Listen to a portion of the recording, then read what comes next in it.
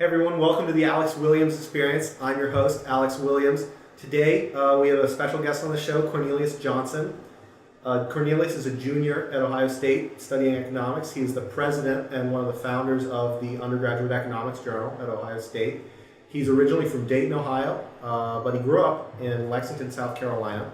Since coming to Ohio State, he's cultivated an interest in economic research, which he's currently pursuing. Cornelius plans on continuing the study of economics in graduate school and ultimately becoming a professor of economics. But we'll get to all of that later. Cornelius, great to have you on the show. Thanks, man. How's your evening? It's going well. What about you? It's going all right. This is the we're proudly announcing the pilot episode of the Alex Williams Experience. So I'm really excited to start this up and get this going. But as we discussed earlier, the founder, one of the founders, as am I. I think I'm the founder. Are you the founder? The founder and president of the Undergraduate Economics Journal. Absolutely. Here. So we started the Undergraduate Economics Journal how long ago? I think September is around when it first started. started. It was in about September. Yeah. John sent out the email with the idea, asking if anyone was interested. Yeah. So John Rayback, one of our professor for intermediate microeconomics here at Ohio State, who we thoroughly enjoyed taking his class last year with, had proposed starting the Undergraduate Economics Journal as a club. And so Cornelius, along with I and another member who I hope to have on the show, Tian Feng. I wondered if he was just going to be the unnamed other member. Oh no, I asked him yesterday about having him on the show. I hope he comes on the show. But so what? So where do you see the? I guess, are you satisfied with the Undergraduate Economics Journal currently, and where do you see it going?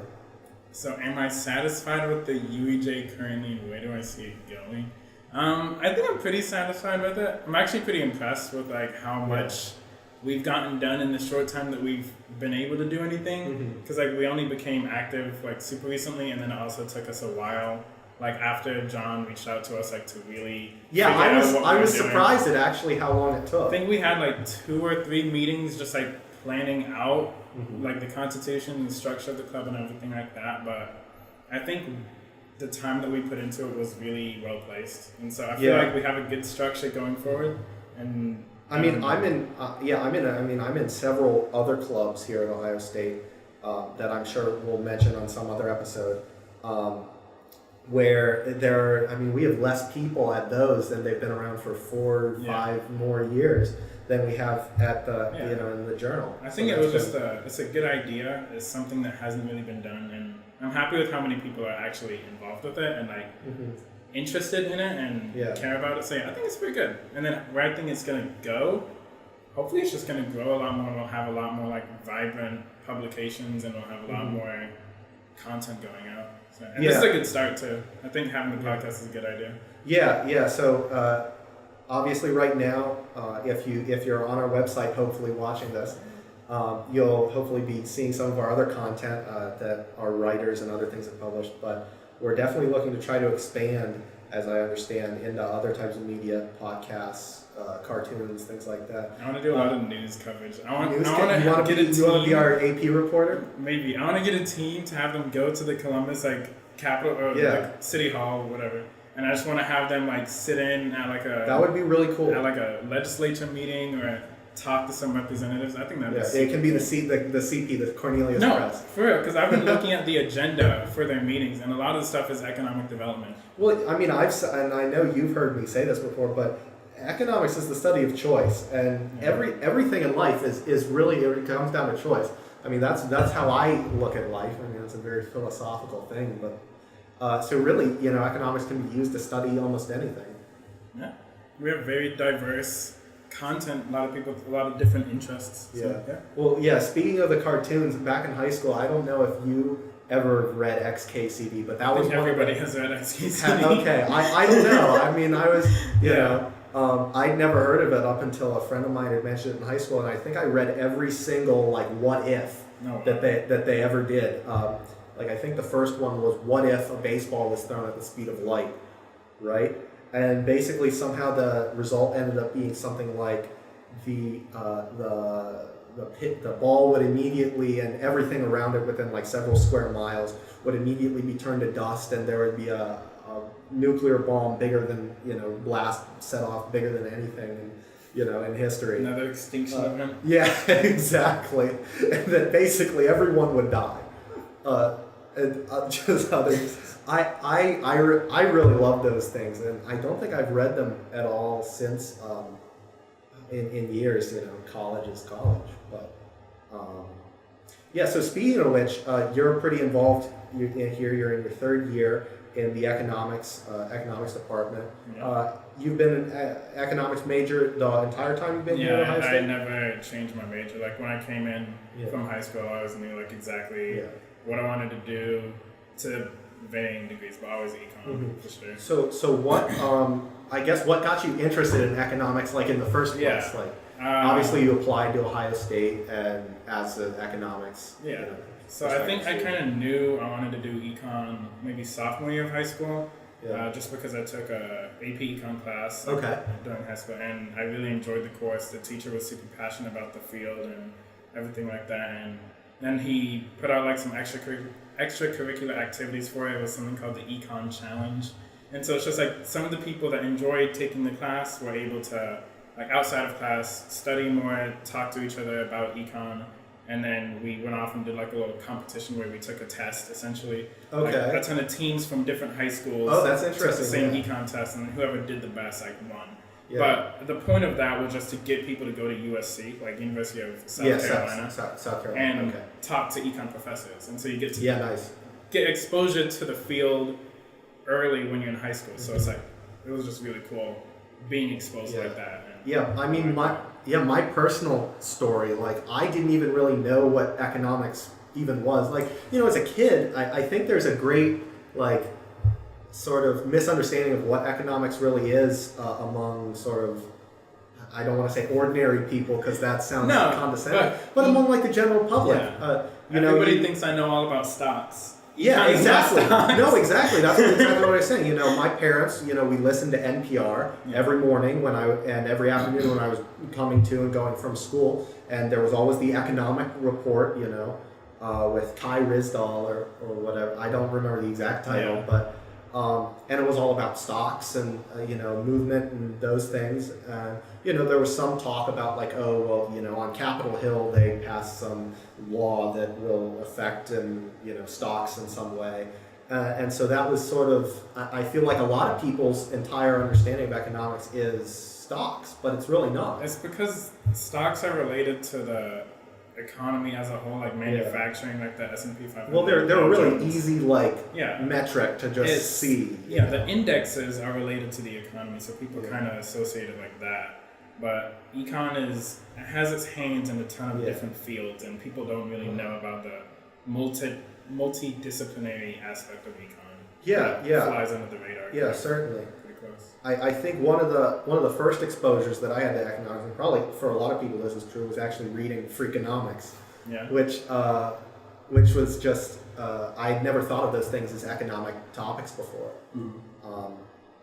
But talking about how the Ku Klux Klan is like real estate agents or whatever. I think that's one of the chapters. How have you not never read Freakonomics? Have you not? Well, no. It's an interesting book actually. One of my math teachers, Gary Crossman. Gary, if you're listening, this is for you.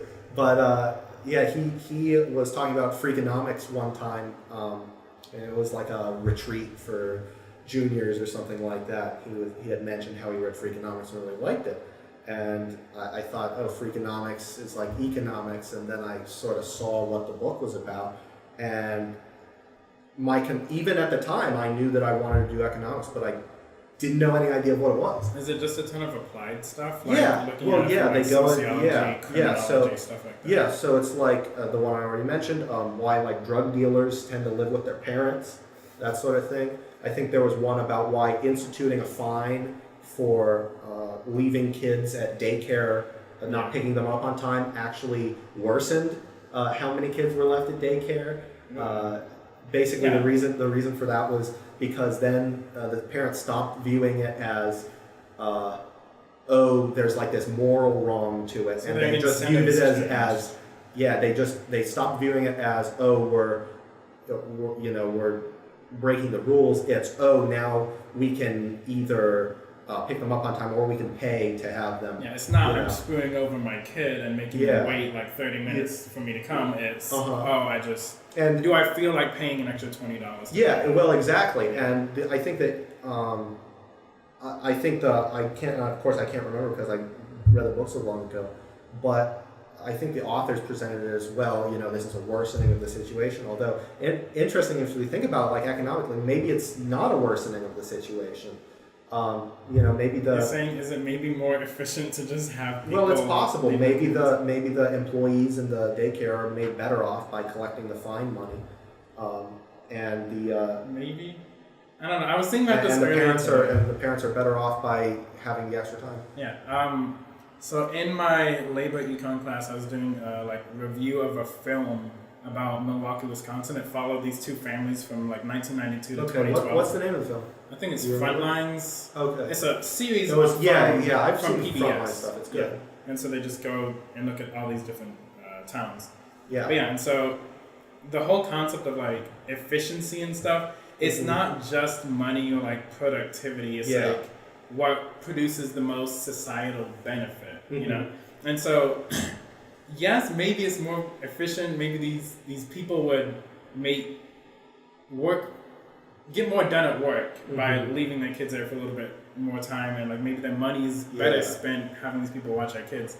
But the effects on the children as well is something that's true. That would also be considered efficient or that's true. It is hard to gauge the utility level of children. I just when I was writing my review of the documentary, I wanted to go on a rant about what economics values more, because it felt like just from some of the literature that I was reading about to inform my writing was people care more about, because how it was is changing economic structures. So it's companies left Milwaukee, which was really big on manufacturing of engines and automobile parts and stuff like that. So they moved their plants to places like Mexico and stuff like that for cheaper labor.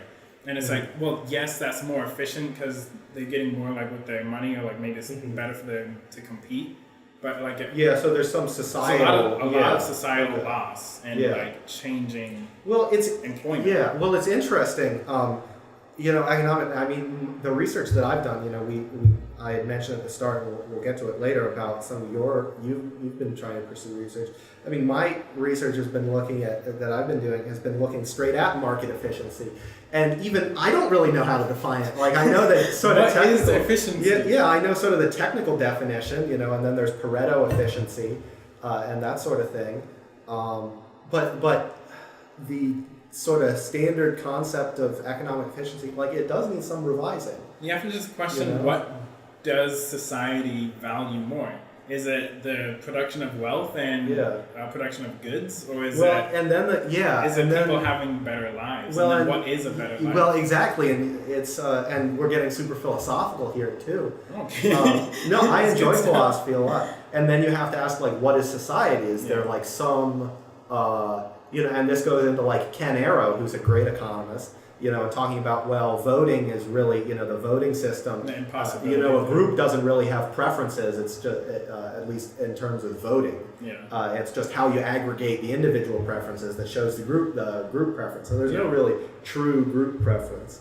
It's just how you, at least the way he was looking at it. And then, of course, there are, more, I'm in a philosophy class where we talk about this. It's the atomist and the, I need to remember this. I have to write an essay about it. It's the atomist and the, I can't remember the other one. Adam Smith? No. It's atom as in ATOM. Oh, okay. So atom as in everybody or each thing in society is their own atom. And so basically groups are just, they're just collections of different atoms. And the way in which those atoms are connected in the molecule, you can make it scientific and stuff like that. But the way in which those atoms connect and interact and exist independently is basically how groups are. And then whatever the other group is, and I really wish I could remember it.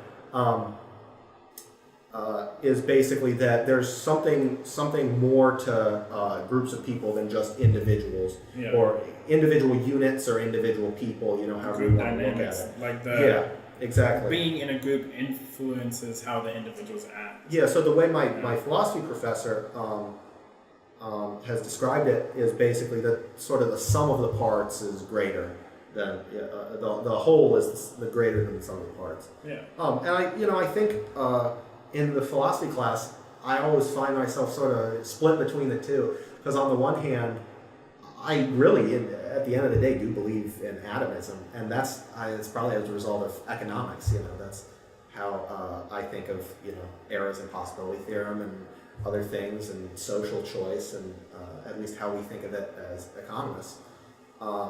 But Are we economists now? Well, do we have that badge? we're amateur economists. We're armchair. We're burgeoning economists. We're Monday morning quarterbacks. Well, I'm a Monday morning quarterback too as a sports fan, but there is something to that groups have something a little bit greater than just every individual as well, like you were talking about. Yeah. So what's your experience been at Ohio State with economics? We were sort of discussing our perceptions of economics beforehand, but how have you experienced economics here through the department classes, or whatever? It feels weird because I finished my econ major this semester, and so then after this I've been taking courses in different departments. So that question almost makes me feel like this is my review of the econ. Well, I mean, it doesn't. It's not a Yelp review, No, it's just it's like what's your what are they called? SEIs, student yeah. evaluation. Oh yeah, I have to now fill it out. Now it's the full one for everybody. How should I attack this? Is it just my immediate thought of the department? Well, I'm like, what have you enjoyed? Like, what has changed about you in economics, and what have you learned? I guess I don't know. This isn't a job interview. No, it's fine.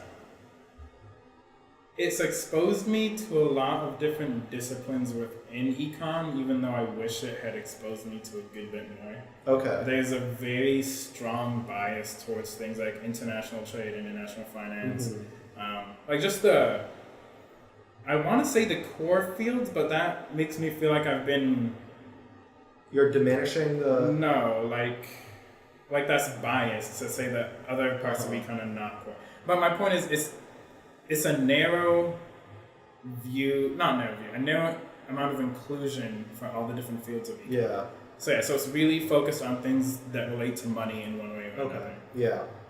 And so as far as that side of it goes, as far as the study of all things money, econ, OSC's econ department has been really good. All the instructors are pretty good. Did you take, is it Money and Banking is 4,000? No, that's Brandon's course. I enrolled in that, but I needed to have Calc 3. That was like a pre-bac because really? The OSC econ department is trying to move towards more putting more emphasis on mathematics. That's what Brandon told me last semester.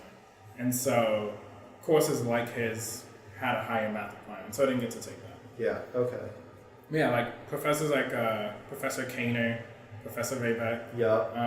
I really enjoyed getting to learn from everybody because the OSCU econ department is very skilled. Like they're all very smart, very good economists. So I have no complaints about that. I think the department's really strong. So the courses are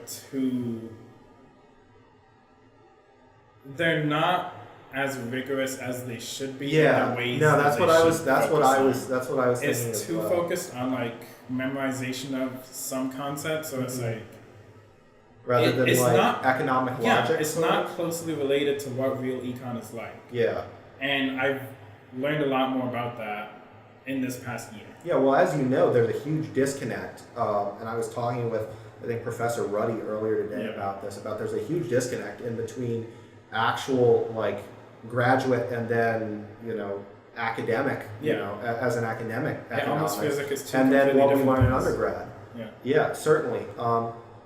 Yeah, I mean, I haven't taken actually. Oh, I've only taken one elective in economics and sports data, taught by Dr. Ruddy. That's the only elective you've taken. That's outside of like the intermediate courses. Yeah. Oh, wow. So you took. I've taken like 8. Yeah, yeah, and then you're taking the.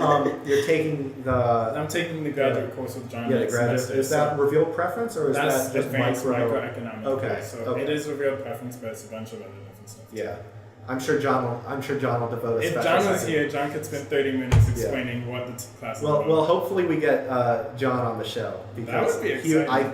I'll persuade him eventually. Once I show him some of the episodes, we'll show the good work we've been But doing. yeah, like I really wish that econ professors at OSU gave undergraduates more credit, and because it almost feels like they don't think that undergraduates can handle something more closely related to econ. One thing that I've certainly experienced and seen with the professors is they sort of have this tremendous challenge of they want to make their courses as accessible to people as possible. Yeah, a lot of non-econ students take econ. Yes. And I think we should have more people taking econ if we can. But at the same time, you want to make it as rigorous as possible. And it's really hard to do that because in order to make sure it's rigorous, you have to have prereqs. But that's directly at odds of trying to make it as open as, like for instance, in Ruddy's sports econ data class. Then this isn't a knock on the class because I think it's been an excellent class, but the analytical methods we've been using are really not advanced at all. No. It's stuff that we haven't even stepped outside of Excel, in the course really. I've used some Stata, which is an excellent program for anyone using economics. Stata is a little lame. Is it? I don't like Stata. My heart is still near and dear to Excel. Because it's you're moving back. Yeah. Things like RStudio, like Python. Yeah. That's where it's at, and that's like where everything's moving. Yeah, honestly, I'm disappointed. I really changing teams. Well, I really specialize in. I do a decent amount of computer programming, but I learned Java. Java was my first language. Yeah, Java was my first language. And well, if you don't count Mindstorm's NXT back in middle school, that stuff. We were always winning the technical award at state. But anyways, I know, so prestigious, right? But Java is the one that I've really specialized in. I've written my own machine learning libraries in Java, and I always feel so stupid because on the one hand I'm doing this like very advanced stuff. But it's because it's in Java, nobody's looking for Java. None of the companies are looking for Java. None of the data science. No, all the data science is Python. It's Python and R. SAS, SQL. Yeah, and there are good reasons for it. Yeah. It's regrettable. That I've invested so much time. Yeah. And. But to kind of get back to like the structure of the courses, like econ is one of the most rigorous fields, like the actual fields. Like an econ PhD is one of the hardest ones to go, one of the most quantitatively focused. Well, and so wouldn't it make more sense for the undergraduate major to be one of the more quantitatively focused ones? It would, because like there's CSE, there's engineering, there's math, there's like all these fields that it could kind of move towards. Yeah, and the graduate is almost so advanced that I've read there are a lot of schools, actually graduate schools, that have higher math GRE scores for econ majors than they do for their actual math majors. And a lot of undergraduate math majors at OSU are going into econ. When I spoke to the math advisors, they said, I have a lot of students, undergraduate students, asking me about econ graduate school. Yeah. Doesn't it make more sense for the undergraduate major to be more of a feeder to the graduate degree than a completely different field? And I do certainly understand, and I've actually taken advantage of the fact that there are less prerequisites in some of these econ courses. Because I'm sure if there was a prerequisite for econ sports data, I wouldn't have met it. I mean, I haven't taken hardly any stats. But that's how most social sciences are. Well, yeah, and it's designed that way. And we can debate on whether it's a good thing or not. But I do wish there was a higher level of rigor in and the Econ Sports Day is a 4,000 level class. I mean, Yeah. it's supposed to be senior level, right? And yeah. It is what it is. But mentioning graduate school, so as I said at the start, you are looking at pursuing graduate school. You want to go get your PhD. You want to be a professor in economics. I do not want to be a professor. Oh, you don't? Has it changed economist. since? I want to be an actual economist. Okay, so it's not to changed say since that the last professors time are not we talked. actual economists. Let me Oh, let me clarify that. Professors So you want to be a are professional economists. economist? I want to be a professional economist. Okay, so are you trying to? So has your interview? So I'm doubling down on the Fed. So Cornelius had an interview with the Fed recently. Yeah. So you're doubling down. You want to work for the Fed, I or want to just work for the Fed. okay? What do you think about think tanks? Do you think that's Think tanks. Who was the professor that I spoke to about think tanks? I think it was Ethan Deach. was it? Professor Yeah, I was going Deach. to say was it? Deach? I think I talked to Deach about Yeah. think tanks. Think tanks have really high. Okay, so being an academic economist, working as a professor, all of your research is what you want to research for the most part. So in almost every case is what you want to do. Working for a think tank is all directed from somebody else. So it's like you have somebody breathing over your shoulder while you're working on research. With research, it's supposed to be a very personal. It is. Yeah, certainly. I don't think I could work on my research if I hadn't like come up with the idea. I don't think I would be a good reseller if it wasn't something I was actually interested in doing. And with a think tank, it changes all the time. Well, anyone who knows me knows I'm very politically minded, and we've had discussions about this. And as such, I thought for a long time that working for a think tank might be an interesting idea. But yeah, I discovered sort of the same thing just in talking with people. And now, of course, I'm thinking more and more about professorship because it really is much more it is a open-ended. real good job. It's a good gig. Yeah, it's a very good job. It's competitive. Have you heard? So I've been on a lot of these sites, talking about being a professor and everything like that. Have you seen some of the stuff on, how the economics job market is organized and everything? Please tell me you're not indirectly referencing econ job market. Well, I am referencing that. No. I am referencing that. Have you heard about? Yeah, obviously you heard about that. That was the first website I went to when I started trying to learn about econ graduate school. But that is the most toxic. You didn't even go to the AEA site? No, that was later. That was way later. Wow. See, I found out about it through the AEA site. The AEA reference, advertises them? I believe. Well, I think what happened was they referenced articles which referenced it. Okay. So it was like one step of separation. The job EJMR used to be good, just from looking at older threads. It used to have a lot more actual quality info. Yeah, and from what I've heard, a little bit. I was on it once, and it looked like a total cesspool. It's so hateful. And talking with John Raybeck, it's incredible. Yeah. It's incredible. I suppose it's a good thing on the one hand because we can get, as economists, we can get all of our hate out there and be perfectly polite and sociable in the meantime. Oh yeah, all economists are perfectly polite and sociable. Yeah, I found they're a pretty good bunch. There's some real info on that site, but for the most part, it's just too much bad stuff, and it perpetuates the worst parts of academic culture. Mm-hmm. It's so. Yeah. They care about prestige so much. Yeah, well, it's amazing how I never realized, even when I had sort of first thought about going to graduate school last year, I sort of began to think about it. The more I was doing research and things like that, telling people about research, people kept suggesting, you might, I know, you said you don't want to go to grad school, but you might think about it because, it sounds like maybe something you might be more interested in if you actually look at it. And I did look at it, and now, of course, I'm thinking I'm probably leaning towards it. But what was amazing to me when I first started looking at stuff after graduation, after post graduate school graduation, is how structured the job market is. That's really good in econ. Yeah. You think so? It is, because it gives everybody efficiency. It gives everybody the opportunity to get a job. It might not be the job that you want, but it is a job in a field that you're interested in, doing work that you're interested in. It just might not be your dream job.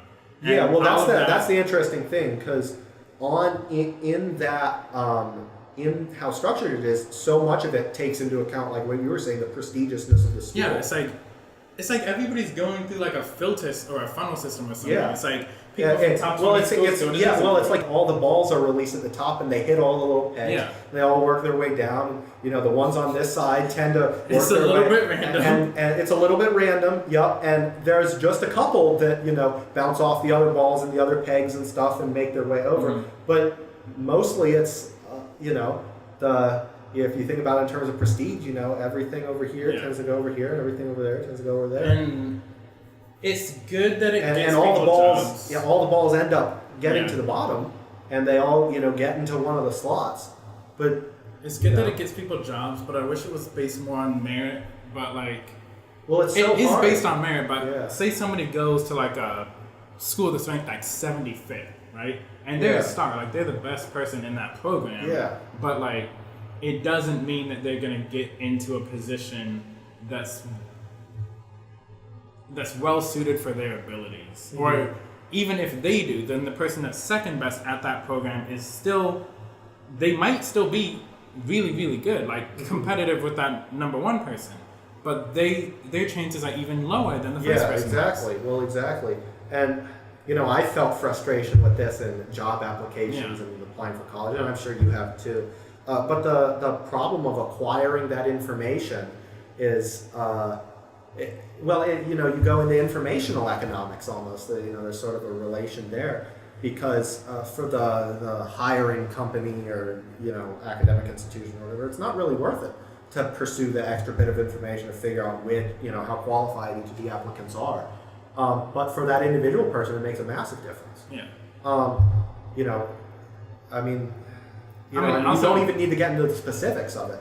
You know, it's just it's one of those weird things. It's a market in its own way. Neither of us have gone through this program yet, so we don't know if this is actually what it's like. But just for me personally, the amount of stress knowing that that's how the system works is very significant. Yeah. For me, absolutely. For all the decisions that I'm making now, like the programs that I'm going to apply to, like this is something that's in my mind, and so that's going to affect. Like, not just for me, for everybody that's thinking about going to an econ graduate program, that affects how people make their decisions. So then it's like, some programs might have a lot of good drive, they might have a really great culture, and then they lose out on good applicants because they're not high ranked, you know? And so then that perpetuates. Yeah, and no, absolutely. It's not, I don't think that it's great, but it's what we have. Yeah. So I don't know. Yeah, certainly. So we've experienced some technical difficulties, but Cornelius is back with us. Fortunately. So, but as I was saying, so OSU, you said earlier, was like it's very focused, or at least a lot of the things that are taught here are very much monetary. Yeah. And the Fed, as you know, I'm not to put you on the spot. Contrary to popular belief, the Fed is not as laser focused on monetary policy as you would believe. Okay. So their primary function, like as an institution, is to inform monetary policy, like to control interest rates, control inflation, you know, like all the good stuff. Yeah, economic markers and stuff like that. Mm-hmm. But they do a ton of research on other fields. So it's like there's like housing and urban development is something that I'm getting interested in right now, and the Fed actually does a lot of stuff related to that. You're going to be our very own Julian Castro. Maybe, but yeah. So there's stuff like that. And then the Fed is also interested in like just development economics in general. So it's like looking at rural areas, looking at developing economies, things like that. So development economics in terms of like domestically, rather than like what the World Bank or like in the terms IMF of like does. Developing countries. So it's like challenges that a country like just randomly throwing out like Senegal or something like would face trying to compete in like a globalized economy, and like trying to provide for their citizens. So development economics is things like developing human capital. Well, yes, like exactly. Like making sure I have to say, if you didn't, I don't think you took 4002 with Brandel. No. You really missed out because he had some really, I'm going to use the word excellent, but it's more than just excellent. He was very harsh in his critiques of the IMF and the World Bank and their development economics sort of activities. So I'm wondering, like, in your knowledge of the Fed, do they go at things like a different angle, or? I don't. Okay, so every Fed I'm not trying to quiz you on it too hard. No, it's okay. So the Fed, as a system, has a ton of banks like spread out across the country, and so then each Fed bank has a lot of differences from another Fed bank. So it's like, well, there's like one in Chicago, and there's New one in York, Chicago, and Seattle, Seattle, everything like that. So the economists that work there are different, but it's also just the fact that they don't interact very much, like really just minimally. Outside of the presidents of outside of the governors will talk to or the governors. Sorry, the governors of the banks will talk to each other. Look at me, I know all about monetary economics and don't even know the name for it. So each bank is super unique, and they have different research interests. So I'm certain that banks like farther out west, like St. Louis, St. Louis, have different research interests than a place like New York.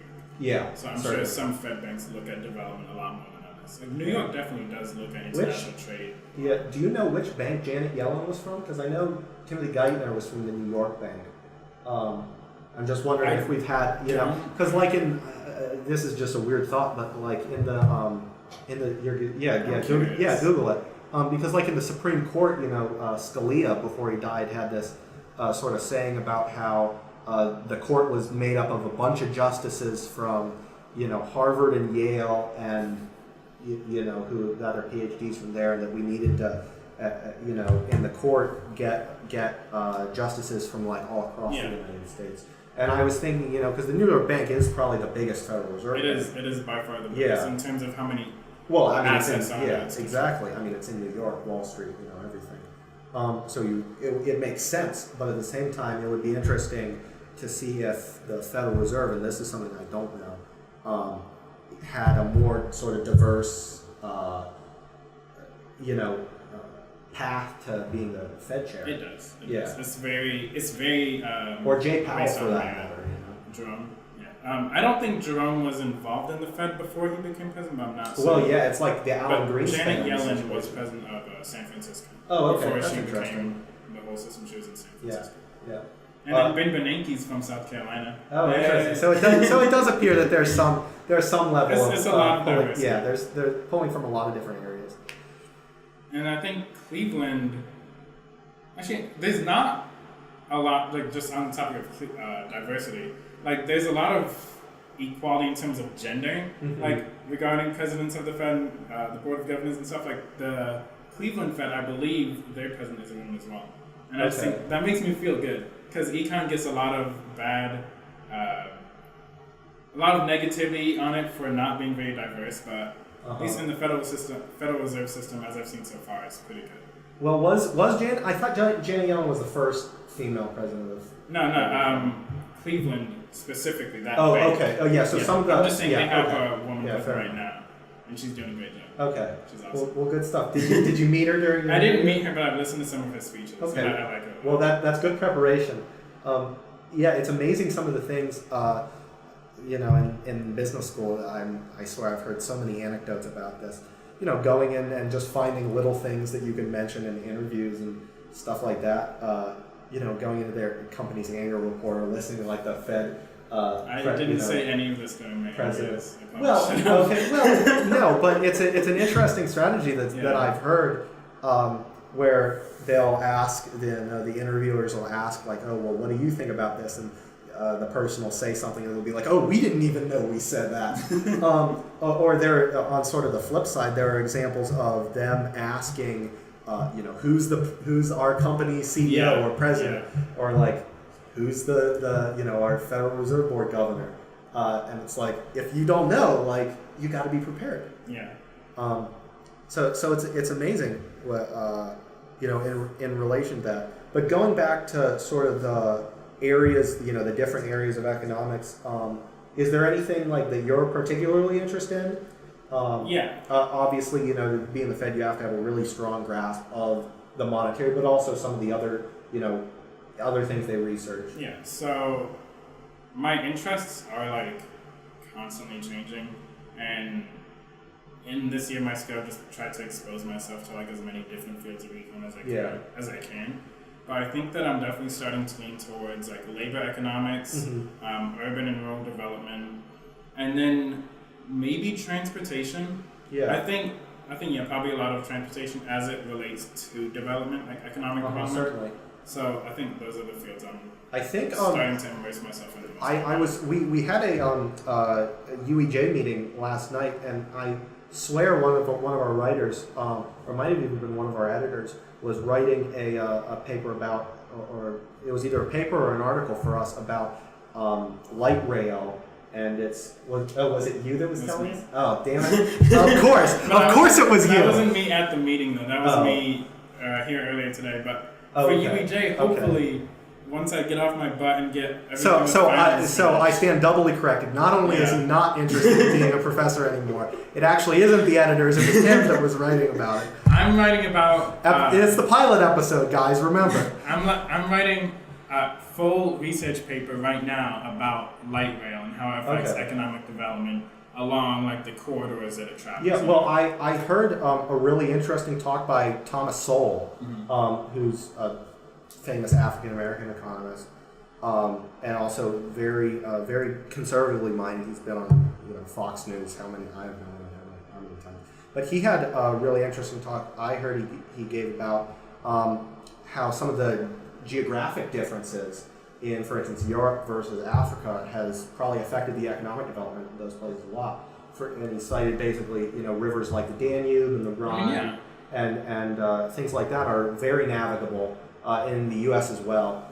Very navigable, very easy to transport, and makes economic trade just so much more viable.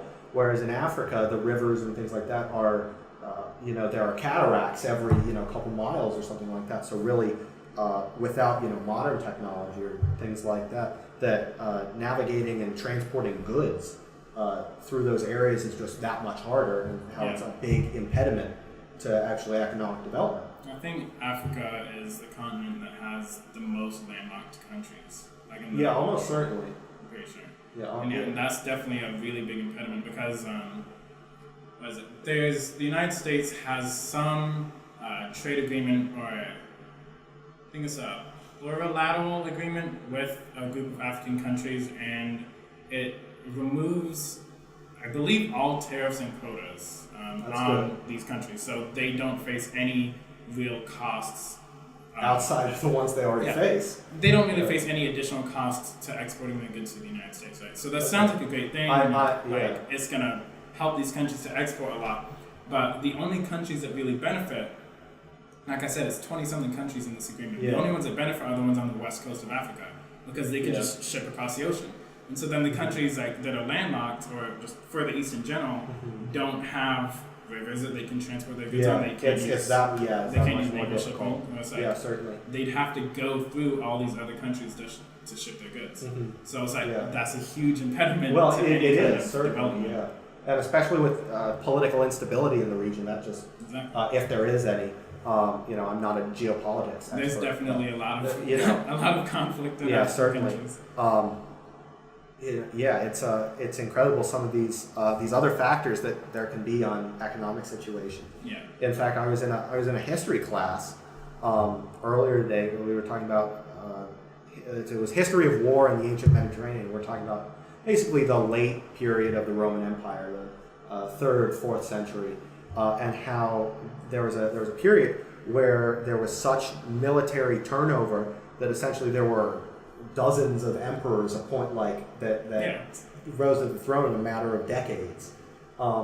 Because basically what would happen would be one emperor would rise to the throne, and it was so factional that he would get assassinated within months or something, and then another faction would put their guy at the front, and he would get assassinated, driven out of power, or whatever. And so there was just this tremendous turnover, and as a result, the really wealthy people in civilian life who had traditionally sort of supported the government's public works projects and the economy in general, because so much of the Roman economy was based on those public works projects they did, because they provided employment at that time.